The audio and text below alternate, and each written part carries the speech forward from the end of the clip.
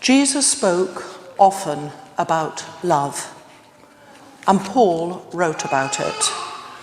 There's so much in this passage that is universal, but also much that is very appropriate to the times we're going through. In the last months, many have experienced suffering, but it's been balanced in part by the tremendous love being shown to our communities, people helping one another as needed.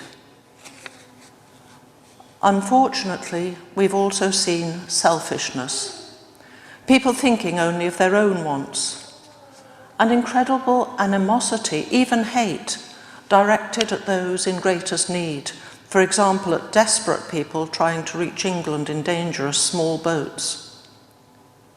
Jesus' friends experienced storms on the lake. How much worse it must be to have to trust your child to strangers in an inflatable dinghy across the channel.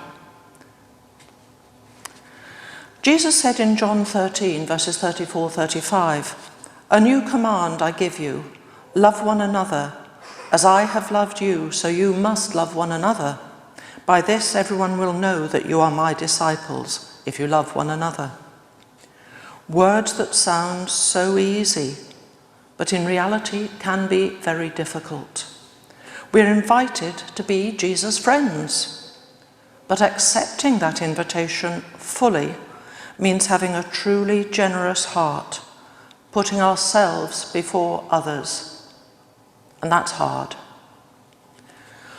Paul was writing from Corinth, and I expect many of you are familiar with the words he wrote to the people of Corinth, words of love often used in weddings from 1 Corinthians 13. In the earlier verses of the chapter that we're hearing tonight, Romans 12, Paul describes the many gifts we have, and I think that is relevant because when he talks of our gifts and how we're all different parts of one body, then I think also we can show love in many different ways. There are a huge number of things listed here, but I hope that we can all find things that speak to us. Today, the single word love is one we often hear in song, witness in drama, read about in stories. In Paul's ancient Greek, there are 4 different words for love, and Paul uses 3 of these in Romans 12.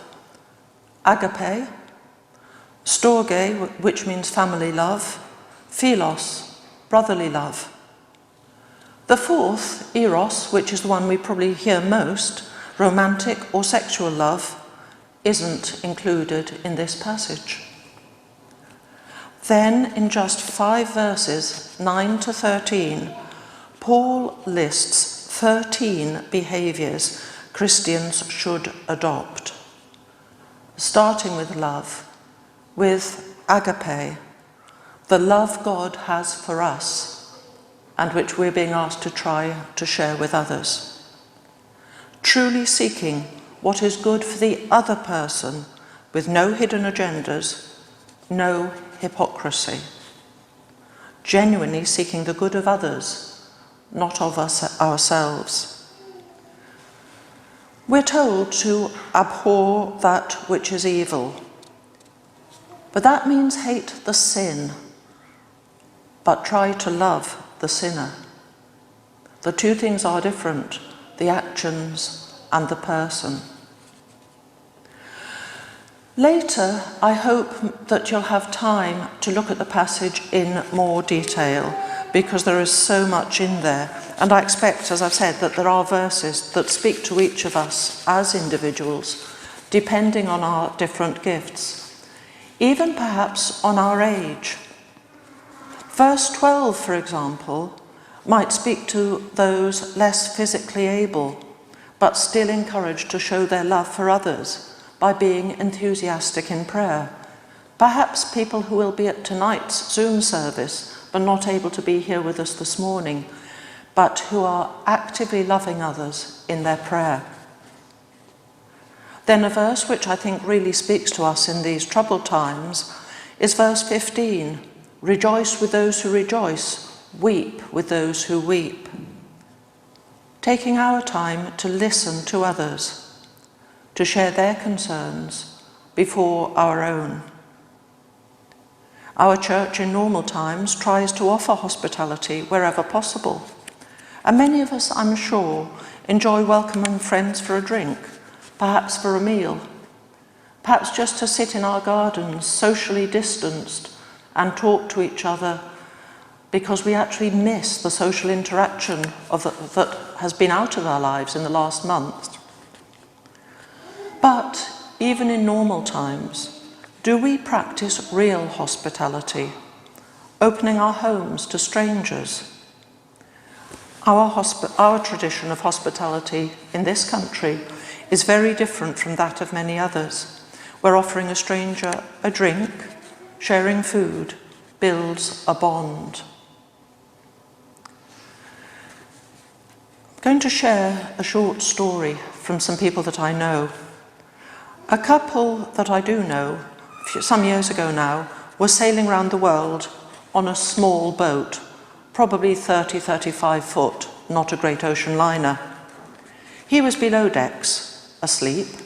She was on deck when they were coming round the Horn of Africa and were boarded by armed pirates. Incredibly, she didn't panic. Instead, she showed them that they had little of value, then offered the pirates a drink of tea, which they took, possibly without even thinking. Next, she gave them slices of a cake she had made. Absolute incredible hospitality. Then the pirates, rather sheepishly, told her that as they had shared food, they could no longer rob them. They'd been welcomed, and the pirates sailed away doing no harm. Good really did overcome evil. Fortunately, most of us won't have to face circumstances like that, but we can do things like take a gift to neighbours, invite newcomers for tea, give to the food bank or to charities that help people in need in other countries, perhaps even provide a welcome and support to refugees to our country. Moving to verse 18, it's slightly different from the rest of the passage, because here Paul does give a little bit of a what if, rather than just the command. Be at peace with all men, if it is possible, if it's up to you. He recognizes that sometimes the person we're dealing with doesn't want peace, whatever we do. And so there is this slight leniency in this command, that I didn't see in the others, and I rather like that. It's recognizing that things aren't always possible. We do the best that we can, but sometimes others will prevent us doing as much as we would hope. We're responsible for our behaviours, not those of others. To help change others, we must overcome evil with good.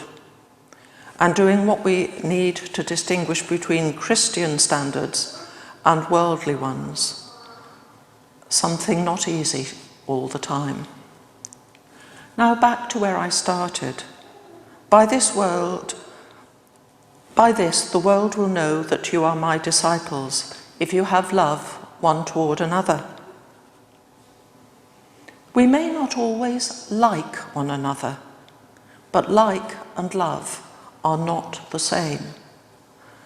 May the signs of our love for God be visible to the world by the way in which we love one another. Amen.